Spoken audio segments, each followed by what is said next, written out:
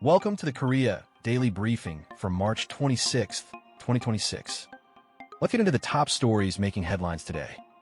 The OECD has slashed South Korea's growth forecast for 2026 to just 1.7%, down from its earlier projection of 2.1%.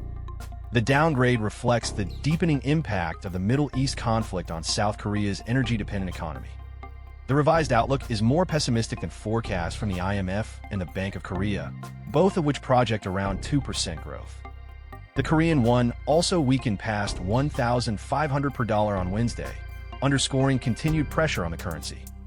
Turning to business news, SK Hynix has filed a confidential registration with the U.S. Securities and Exchange Commission to list American depository receipts on U.S. stock exchanges. The memory chip giant plans to list roughly 2 to 3% of its total shares, with analysts estimating the offering could raise between $10 and $14 billion. The funds would support SK Hynix's new chip factories in Yongin, South Korea, and Indiana in the United States. In security news, following up on yesterday's report, Belarusian President Lukashenko and North Korean leader Kim Jong have signed a friendship and cooperation treaty in Pyongyang. Lukashenko called the treaty fundamental, saying relations between the two countries are entering a new stage.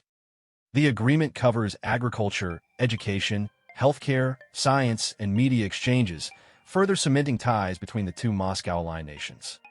In entertainment news, anticipation is building ahead of tomorrow's release of BTS, The Return on Netflix.